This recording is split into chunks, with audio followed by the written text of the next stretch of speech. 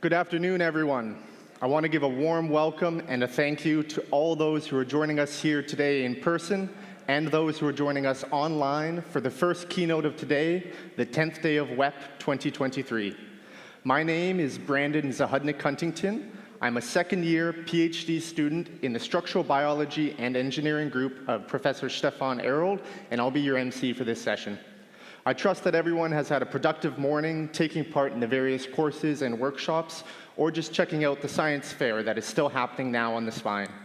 We have a great last few days of events and activities lined up, so don't miss out on attending as many as you can. I'm sure you're all as excited as I am for this next session as we welcome Dr. Juan Carlos Izpisua Belmonte to KAUST for his discussion of how epigenetic changes can play a role in health span and lifespan extension. Later this afternoon, I want to encourage you all to come back here to the auditorium in Building 20, where there will be a panel discussion introducing the KAUST Reefscape Restoration Initiative at Shusha Island, taking place from 4 to 5 p.m. That will be followed by the second keynote of this afternoon at 5:30 p.m., which will be an interactive and inspirational talk by the freediver Sofia Gomez. Until then, please help me welcome to the stage Professor Lina Ibrahim, who will introduce the session speaker.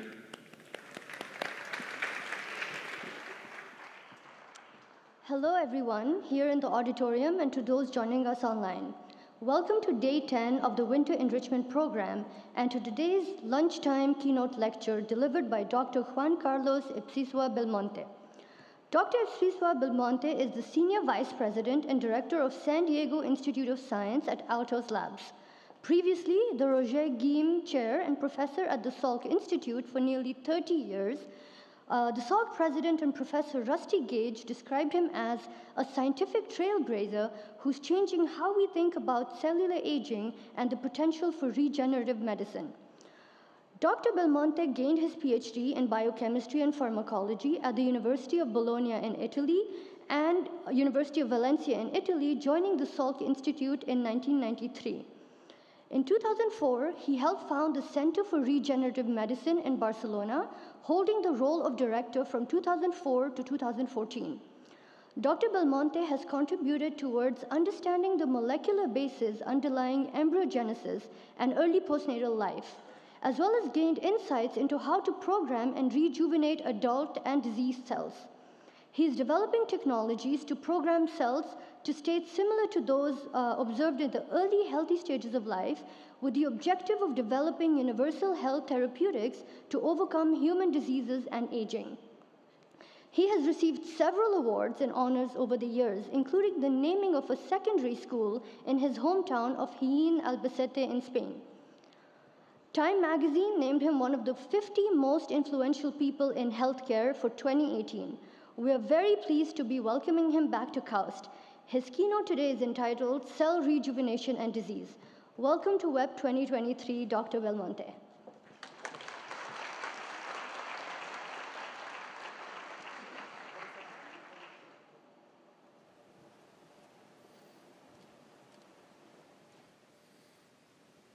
Good morning, everyone. It's really a true pleasure to be here again and to meet so many friends, colleagues, collaborators at another time. This is a place where I have been linked for several years now, and each time I come, I realize what a treasure you have here for doing science in general. Congratulations to all of you who are part of this extraordinary community. So I'm going to start my talk the way the life of all of us looks like. It appears first by the encounter of these two cells, the oocyte and the sperm. They form an embryo. That these single-cell embryos start to divide, giving rise to 2, 4, 8 cell, etc. And in the case of the human, in about a month, you clearly then see that these initial cells have started to differentiate into different cell types.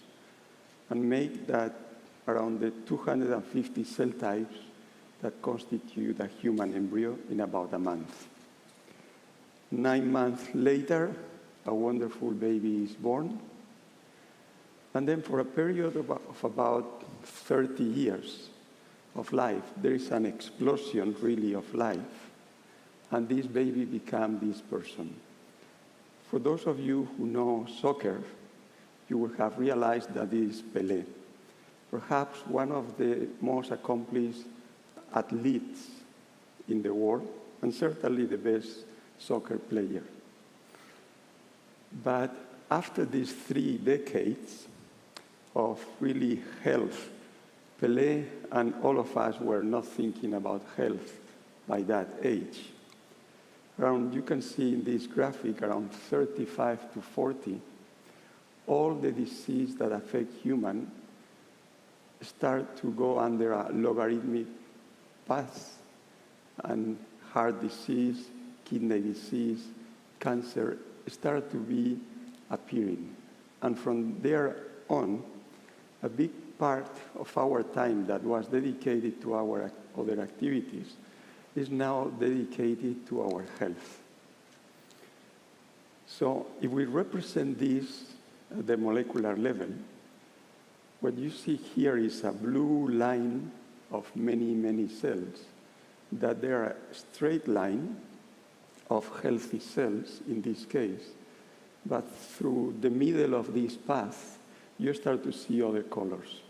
These cells deviate from the main blue trajectory, this healthy trajectory, and start to generate the different diseases that affect human beings. But this happened, again, looking at the top, after a certain number of years. As I said, around 30, 35, we start to decrease this buffering resilience ability to cope with disease.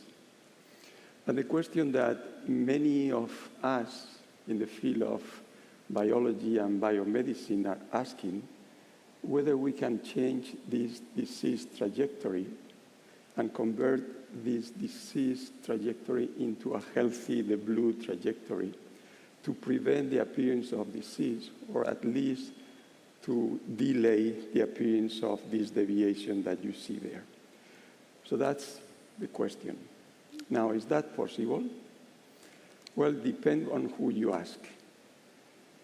Perhaps one of the most influential scientists of the last century, Conrad Waddington, if you ask him if that's possible, if you can change the direction of a cell when that cell has taken the path of differentiation, he will tell you no. He put a cell at the top of this hill, and then it differentiates, go to the valley, and he will say that cell cannot go up again or take another route. So there is only one way. The trajectory cannot be modified. Now, 50 years later, we know that that statement is not exactly true. There have been many experiments that either from outside the cell in the extracellular matrix, growth factors, or within the cell in different organelles, in different compartments, different pathways are able to modify the trajectory of all our cells. But perhaps the most well-known experiment that goes against this initial idea of Conrad Waddington is the experiment that Dr. Gordon and Dr. Shinya Yamanaka did, that is very well known by all of you, with cloning of a frog from an adult cell, or more lately, de-differentiating an adult cell by Shinya Yamanaka to an embryonic-like stem cell, which tell us that there is no one way. Cell can look both ways, and one can deviate trajectories of the cells in the lab. This experiment that Dr. Shinya Yamanaka did about 15, 17 years ago was key to bring a new field in medicine that is called regenerative medicine. In the last few years, it has been subdivided in many other fields, and the one that mainly has been evolving in these 15 years is the field of cell therapy. So here you have, again, the natural process, how cells start to differentiate and make an embryo. With this observation of Shinya Yamanaka, in the lab, many investigators throughout the world are trying to replicate, to mimic this process by taking these early cells, putting them in a petri dish, and start the differentiation of cells to the different ones that constitute a human being, with the idea that then using these cells to fix cells that have stopped working during the life of an individual. More lately, there has been not just cells, but these small mini organs or organoids that are being generated in different labs. Here you see a kidney organoids, but by now almost any organ can be generated in the lab through this IPS technology. Even just using this technology, one can grow organs from one animal inside another. Here you see the heart. It's coming from one animal, and the entire host is a different animal. So you can make chimeric organs from different species, human, monkey, pig, rodents. And one could use this technology to transplant organs, not just cells. And even in the last 5 years, there is the possibility of creating entire synthetic embryos from where one could get the different parts for transplantation and try to alleviate disease. So certainly these 15 years of the experiment of Shinya Yamanaka prove that cell trajectories can be changed in the lab, and that they could be used one day to be transplanted into human beings and ameliorate disease. But my talk is not going to focus on this top aspect, cell therapy, which is the creation of cell organs or tissues outside of the body, but rather the other being there that you see to the left, endogenous regeneration, which is the ability that our cells have to react to any stress that comes to us, and react in a way that can replace the function that get lost with time. Endogenous regeneration. This is very well known in certain animals, like the one you see here, these 3 ones, the Mexican axolotl, the zebrafish, the salamander. These animals and many others, they have this extraordinary capacity to regenerate. You see at the bottom a limb from the axolotl. If you cut it, then you see that this bump starts to grow, and in approximately 3 to 4 weeks, the limb is totally back. We have not grafted any of these cells that I was telling you that can be generated in the lab. This animal can do it by itself, endogenous regeneration. Question is, how do they do it? Do they differentiate cells to the same stage that Shinya Yamanaka was doing, to the pluripotent cell, and from there the process of development starts again? And the answer is no.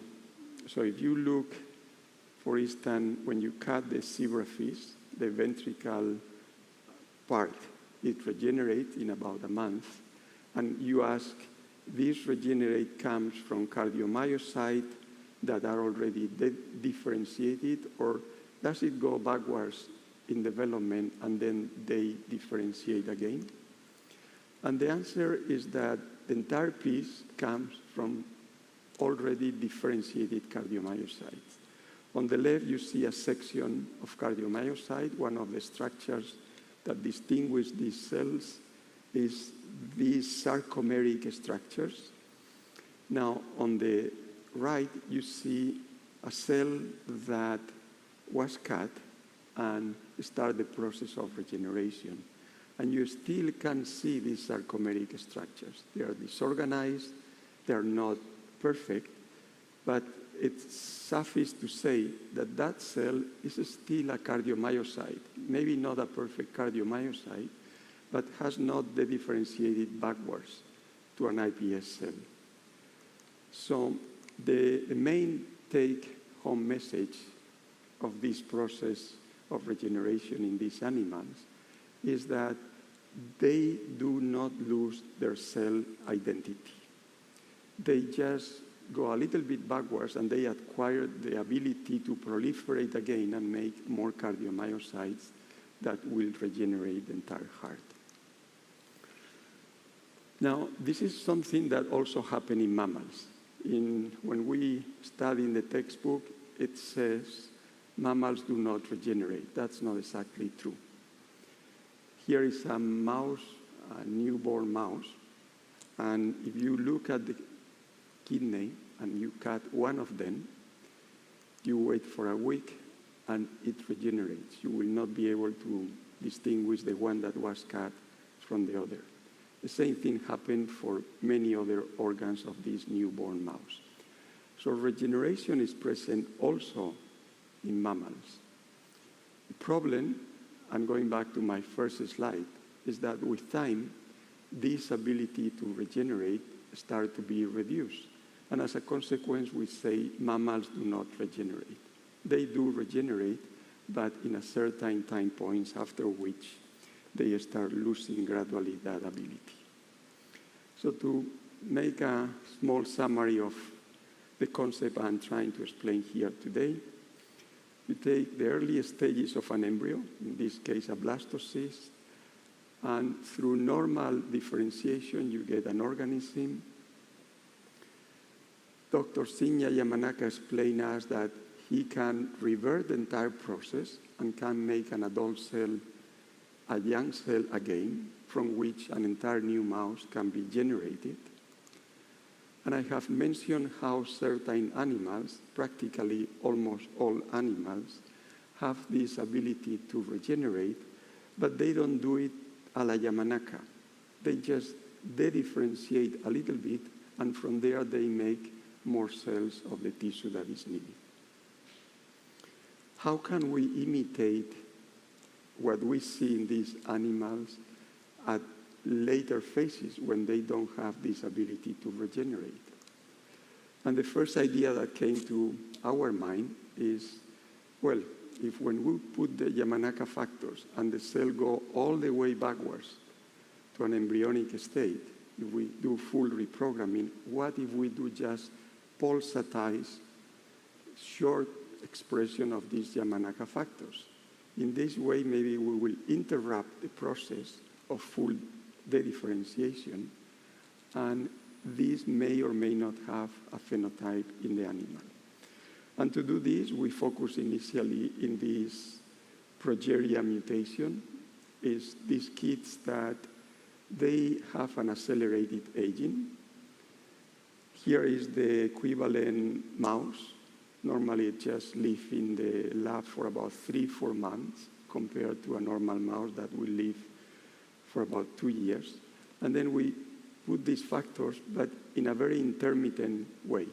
Instead of having the entire week, we just put them for 2 days during the week. We repeat that for 2 cycles, and the result is that we get a mouse now that looks very, very different. This mouse now has a major capacity to regenerate their tissues, and as a consequence of that, it lives longer. So with this short pulse of the Yamanaka factors, we're trying to imitate what the regenerating animals do. We're trying to imitate the laws of cell differentiation to maintain the identity of the adult cells, but that they can proliferate and make more healthy cells. Now, this experiment has been done also in wild-type animals, not just in this particular mutation, and we see very similar beneficial effects in different cell types and tissues. Okay, but let's go back to this slide that I mentioned, that after a certain age, through midlife, all diseases start to appear, something that is not seen before once the animal is younger. And for this, I would like to introduce this concept, which is the core concept of my talk today. So to the left, you have a graphic where you can see how the stress of a cell can increase with time and how the cell responds to that stress.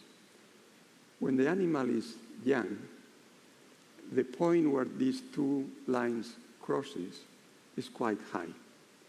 Now, when the animal is old, you can see that the resilience, the buffering capacity, the stress tolerance is much, much lower as you age, as we put years in our life. And as a consequence, the disease penetrance, and here when I say disease, you can call any disease that happened to us, is a function of this buffering or resilience capacity. The more buffering or resilient capacity, the longer the disease will start to appear. And what I would like to propose is that rather than acting on the stress component and fixing the stress, removing the stress, and when I say stress, could be anything, a genetic mutation, an injury, a toxin, etc. Rather than acting on that arm, what we could do is try to increase the resilience, the buffering capacity of the cell, with the hope that that will increase the level at which these two lines meet. So, is this partial reprogramming technology a good way to do this? So I showed you that this was working in an old animal, but let's do an experiment in a young animal. And there, for that, we did a big number of different Cre-line-specific mice, where we could activate these 4 factors on a pulsatile manner in a specific cell types of the animal, and try to see if we could correct the diseases, the injuries that happen in different model systems. And I'm going to give you 3 or 4 examples. We have many more, but just to bring the point home. This is a young animal. It's not an old animal. And what you see here is a mutation on the leptin gene. This mutation makes these animals eating. They don't stop eating. They just want to eat because of this mutation. Now you apply these 4 factors just for a couple of weeks in a pulsatile manner, and you can see that the obesity of this animal is reduced. The stress is there. The mutation has not been corrected, but the buffering capacity of this mouse prevents the phenotype to appear. That is in the case of a genetic stress. Let's go to an environmental stress. Instead of having a mutation, you just give a high-fat diet to this animal. The same thing, the animal will get fat.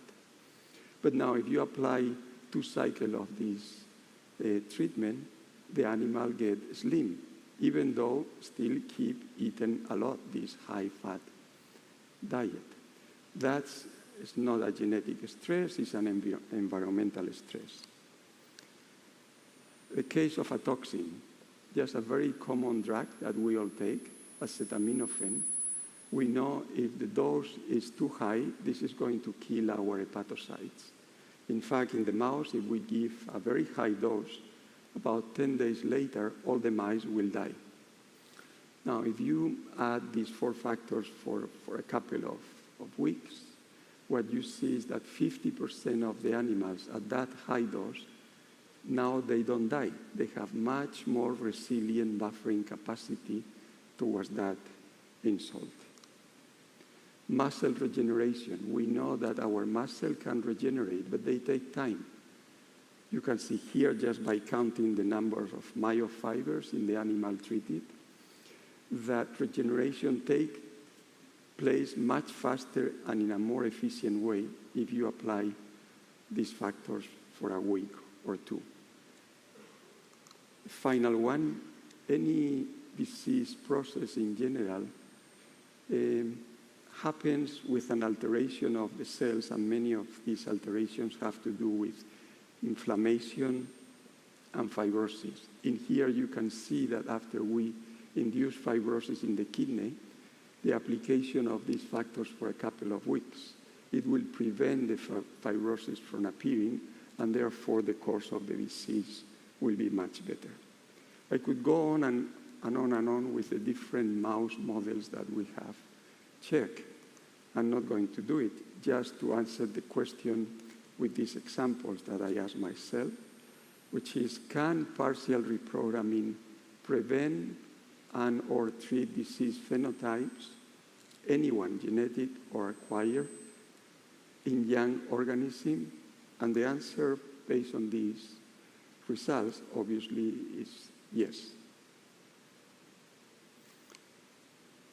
Now, I want you to remind one thing, that it was obvious from the very examples before, which is, if we were to correct the problem, in this case, this laminae mutation, this progeria mutation, we correct the gene and we observe how much longer these animals live, versus applying these factors, you can see that practically the life survival of the animals is identical. So even in the presence of the mutation, the survival is the same as if you were to correct the mutation and apply these 4 factors. So 2 ways of dealing with a disease. You go after the cause, in this case the genetic problem, or you increase the resilience of the cell, and this animal will survive the same time. Okay, so the basic summary is that this partial reprogramming technology can help preventing or treating diseases independently of age. We're not just talking about increasing lifespan. We're talking about increasing cell health at different stages of our life. So the key question is, how can we bring this to the clinic? How can we take these observations that we see in an animal and try to ameliorate diseases in a human? Well, for anything to work properly, you need to know how it works properly. What are the mechanisms that increase this resilience in the different conditions that we are working on in the lab? And that's the focus of what we are doing in my lab at this moment, trying to understand at the mechanistic level how the partial reprogramming works in all these different instances. We know very little, but we know something. The first thing we see is an alteration in chromatin conformation. Just a few hours after we apply these factors, we can see that there is an alteration in chromatin. Here you have, again, the progeria, the Hutchinson-Gilford progeria syndrome. At the bottom, you see another syndrome, the Werner syndrome. Both of them are aging-accelerated syndromes. And when we look at the cells, we can clearly see that both of them, you see in the middle panel, you see less colors, both for the HGPS and the Werner syndrome, of these particular markers that identify heterochromatin. So they are correlated with the phenotype, the loss of these different heterochromatin markers.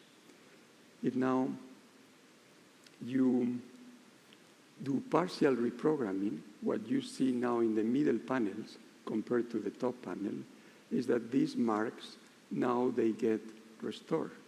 And this happened really very early on after applying these factors. So there is a few other evidences of the importance of heterochromatin restoration for eliciting these phenotypes. But overall, these and many other results start to indicate that heterochromatin is essential to increase resilience and achieve functional rejuvenation.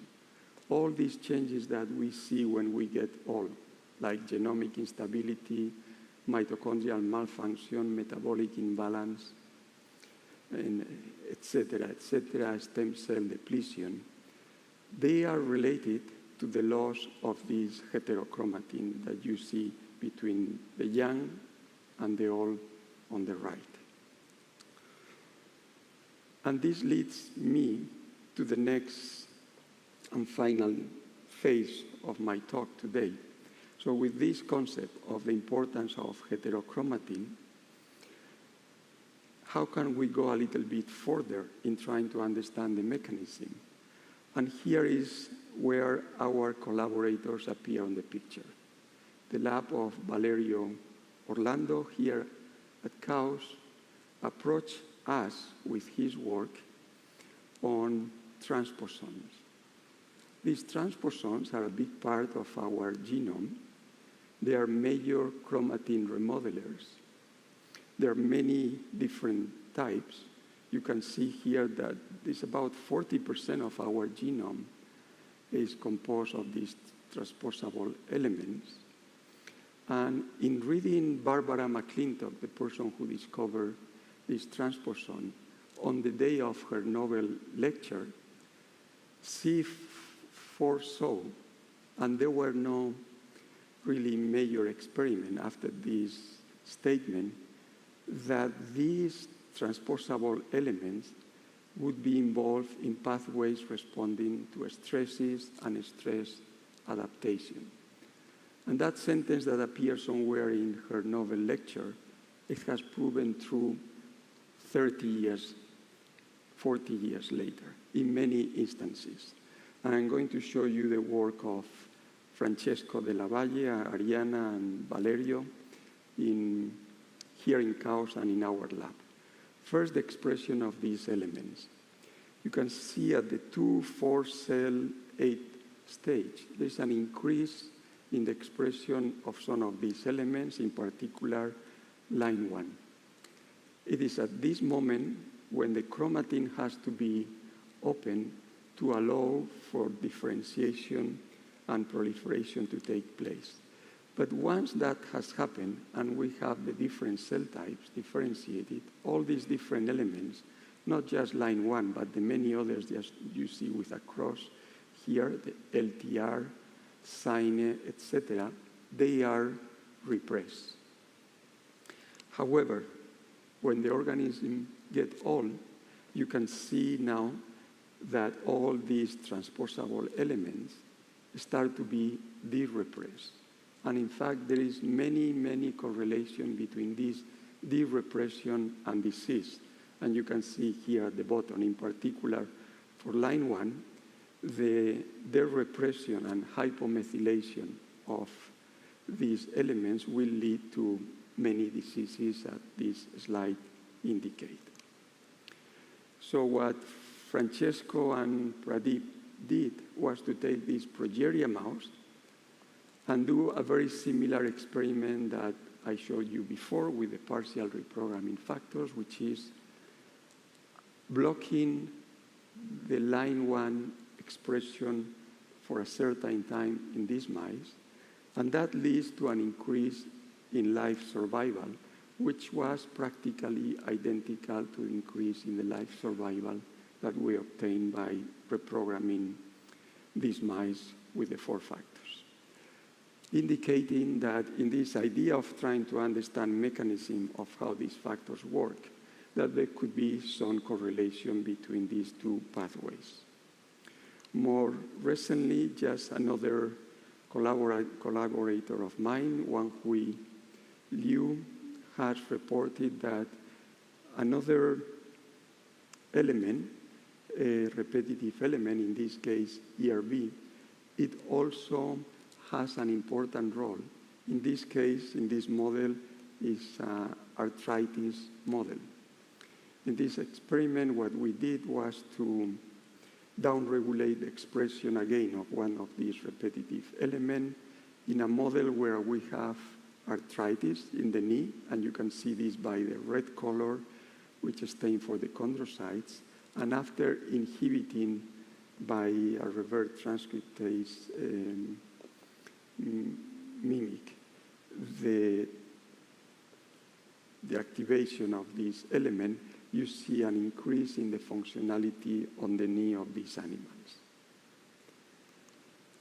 So, and I think this is all what I wanted to tell you, and want to give you with the following message: how human diseases are treated today. So the disease comes from an altered gene, an altered molecular function that leads to an altered cell function, where the disease is obvious and manifested in the doctor's office. And the way that this is being done today is in a very highly disease-specific manner. Call it whatever you want to call it, precision medicine, or the standard medicine, or classical medicine. You go after the problem. Either you try to fix the genetic mutation, give a drug that is altering that molecular function, etc., etc. Now, this is working in certain cases, but by and large, it's not really curing the disease. It's ameliorating the symptoms. And at the same time, especially on the left side, gene therapy, which is something that is coming alive, and we start to see many examples, a few examples in certain hospitals. It's not something that is going to be cheap. Just, for instance, fixing a genetic disease in one eye, at this moment, it's in the vicinity of $2 million for one eye. For the other, another $2 million. So I feel that's difficult to believe that this is going to have a high impact in the entire world, this way of doing and practicing medicine. What I have tried to introduce today is, rather than acting on the cause, on the stress, a complementary path will be to act on the receiving end and trying to increase the buffering capacity of the cell, so that when the stress and the buffering capacity of the cell meet, that's high enough so that the disease does not show up. Eventually it will show up, because it will be difficult to maintain that resilience for all our life. But if we can delay the appearance of the disease, certainly our life will be much more healthy. I'm not saying that this is in contrary to the standard approach, but probably more likely complementary. And the last slide, again, is to summarize the importance of heterochromatin in this process of increasing buffering capacity, how a particular method, the pulsatile expression of the Yamanaka factors, can alter this chromatin, how some of these transposon elements may be in this pathway, and the major question is still trying to solve the mechanism of how this cell programming strategy work. And the most important slide is the people who have been involved in the work that I have told you today. And you can recognize many faces here of people working at KAUST. Molly on the left, Pierre Magistretti, Valerio Orlando, Francesco de la Valle, Arianna, and a few other people that have come and stay with us at the Salk Institute for some time to conduct some of the experiments I have briefly summarized here today. And that's all. Thank you very much for your attention, and I'll be happy to answer any question you may have.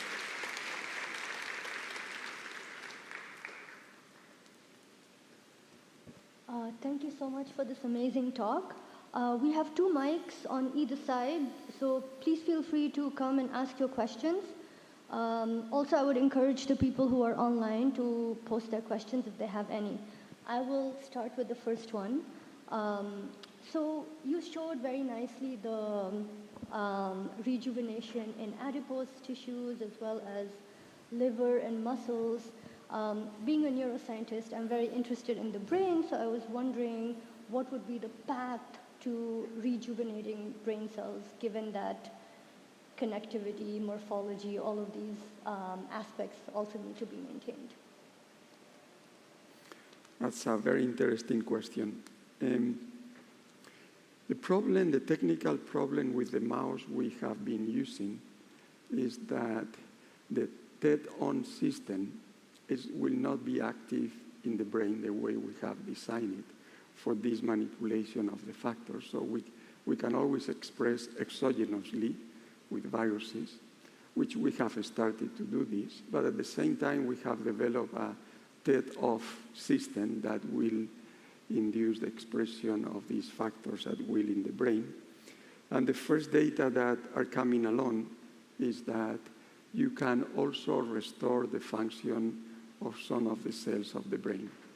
Now, as you know, there are many cell types there with many different functions, and I feel to restore the function of a cardiomyocyte, which pumps and contracts, to restore the function and the ability of a neuron to connect with others and establish memory, whether that restoration is going to be the same as it was before, I'm not sure I can answer this question now. But what we see is that some of the cells at the molecular level start to restore their markers and the different expression of some of them.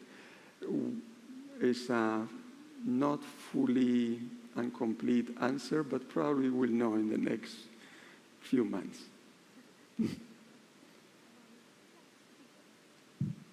Hello, thank you so much for your talk. I thought it was very interesting. I actually had a question. It seems from your talk you were talking mostly about the quality of the cell and any alterations in the gene that might cause disease. But does the speed of the regeneration is it also a factor in the healing process? That's what was the last part? The speed. Is it a factor in the healing process, the speed of cell growth? And is it impacted by age as well?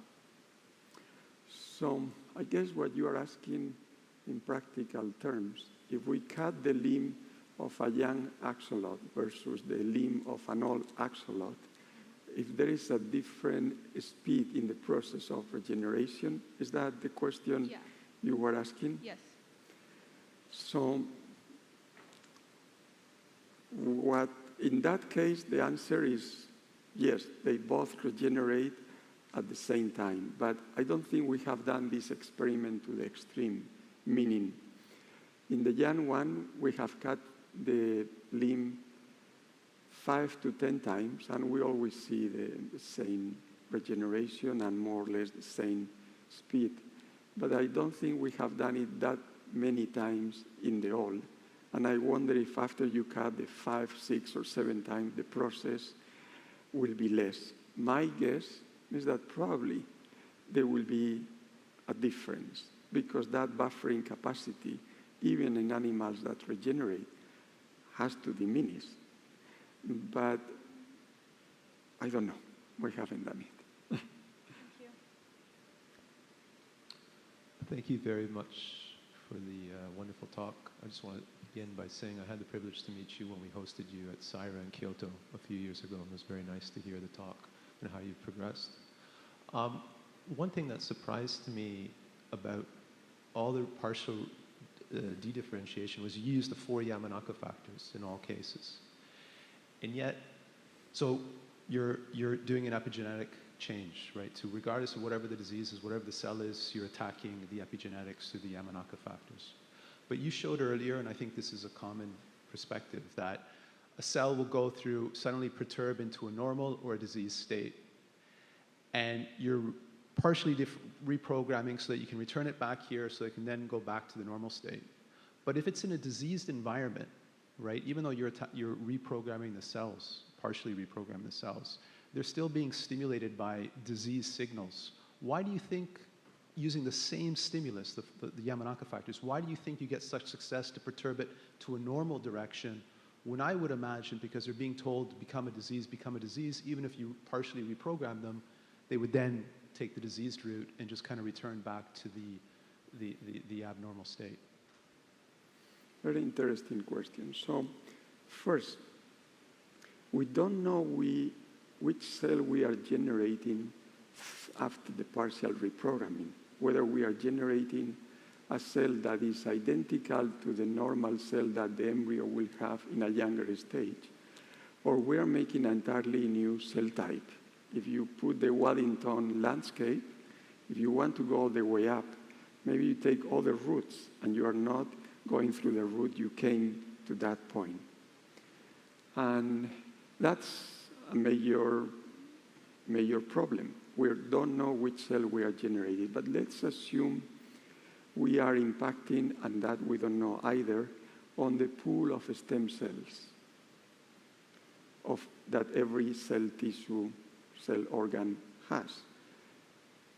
That will take care by itself. You are rejuvenating that stem cell, and independently of the tissue you are working on, that stem cell of that tissue knows how to behave to produce more functional cell, and that could explain the variety of how this experiment works in different cell types and so on. But for answering your question, we will have to trace all these cells and see how they behave in every cell environment, and what are the specific enhancers that you get when you do this in a renal cell versus a cardiomyocyte that get activated again to do this, where they are different, where they are conserved. It's a very interesting question that I put into the mechanistic issues that we need to solve before we understand what we are doing. Very interesting question. Thank you. Hello. Thank you so much for your talk. It was really interesting. I wanted to ask you about mental state, if it helps with cell rejuvenation. Like, let's say, for example, have you ever tried to quantify whether adding some depressants to an animal that can regenerate, does that slow the process, or does it not affect? Or did you try it with a mouse that you tried to rejuvenate and then test if like it being on depressants can, change the... Good question. We haven't done this experiment, but I know of a colleague of us at Altos who studied the induced stress response that happen in our cells and mainly focus in the brain on different pathological situations. And when he altered that pathway in the presence or absence of some of these factors that may alter behavior that you are indicated, that could be recovered by altering the stress response. Not the particular one that I have indicated, but there is an endogenous response that will react to these insults as well in the brain. We're trying to connect this ISR pathway with our reprogramming pathway, because at the end, I'm sure they will be connected. But in our case, we haven't done this experiment. Thank you. Actually, to add to that, cortisol might also be a way to manage the stress response and then ameliorate the effects of stress as well. It's very interesting. Yesterday, I have a short chat with Valerio Orlando, the importance that the hormonal system could have in this process at the very beginning of resetting the response of all cells and tissues in our organism. So maybe that's a good lead that you now repeat as Valerio. We'll check into this. Thank you. Interesting. We have time for 2 or maybe 3 more questions. So please go ahead. Hi, Professor. Thank you so much. And thank you for introducing a paradigm shift in medicine and how it is used to treat diseases from the get-go at the gene level. So my question is, since the Yamanaka factors were capable of sending us a mature cell back into an embryonic like stem cell state, is it possible that this treatment, this reprogramming, could send a cell back to an immature state where the cell could develop a tumor? And could there be hidden tumors that arise from using these factors, for example, on a large scale, like a tissue scale, because there could be cells that pick up these signals and use them to develop into a tumor? That's a very practical question if we were to bring this technology to the clinic. Safety. At the end of the day, these factors were discovered because of their ability to de-differentiate cells. Now, the protocol we are using, it's a protocol where we apply the factors in a very, very short time period. And we have time in hours. What is changing at the RNA level and map out a moment, a point of no return, when the cells have already decided, I'm going to be an iPS cell, and I am going to de-differentiate. But there is a lag period before this point of no return, which in the human is about 10 days, where if you don't go until that moment, the cells don't enter the pathway of de-differentiation. They maintain their cell identity, and if you stop the application of the 4 factors, they revert back to their initial stage. But that's very difficult to control. I totally agree. So if you don't time that well, there will be cells that will de-differentiate, and a teratoma will be produced when we go back to the clinic. So this is a very practical aspect. We have by now treated more than 3,500 mice with this protocol, and we have never, ever seen a tumor. But the period there is very short. And when translating to the human, there could be other factors that could even make it more difficult. So one major goal of this technology is to make sure we can short-circuit the process of de-differentiation while maintaining the beneficial effect. There are ways to do this, we're working on that, but probably that will be the major obstacle in bringing this technology to humans, because as you said, is key. Now, as always, you need to put a balance, risk-benefit. If we are confronting a disease that could be benefited by the application of these factors, and in a situation where the patient is going to die in a year versus the risk of having a teratoma that can be removed, it's not a major problem, it's a tumor, but it's a teratoma in 10 years, one needs to put, like every other medicine, the risk balance decision there and evaluate what is more appropriate. But you have nailed down one of the major problems of this technology if we were to translate this to the clinic. Thank you. One last quick question, Bruno. Thank you. Juan Carlos, so when you perform this cell rejuvenation through the pulsatile expression of the Yamanaka factors, you could not uncouple cell autonomous from non-cell autonomous mediated rejuvenation. So have you been trying to perform a classical parabiosis experiment where you would have the Progeria mice that is linked to a mice that is expressing those factors, and would it rescue in trance? Very good experiment. No, we haven't. In fact, we started through a grant that was cut short because the person that we were doing it with just moved to another place, and the grant was cut short. And this is a key experiment to answer a very important question.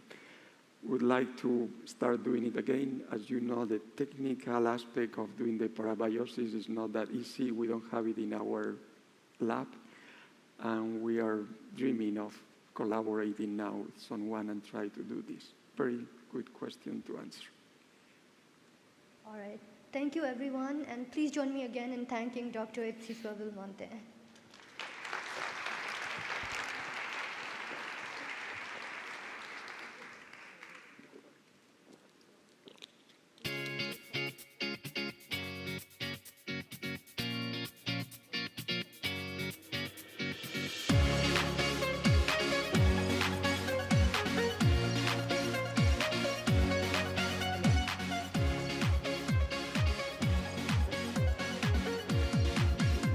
Step into the unknown and do something sometimes without knowing how the outcome will be.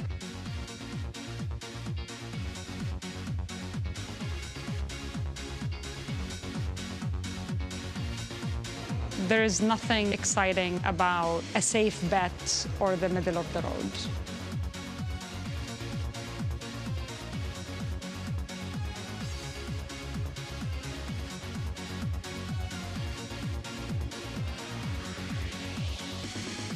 If you're not on the edge, you're taking up too much space.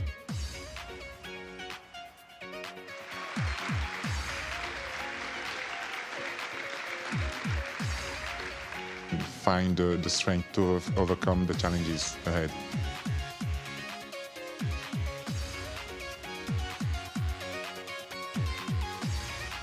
There's an incredible human being left for you to discover once you reach the edge.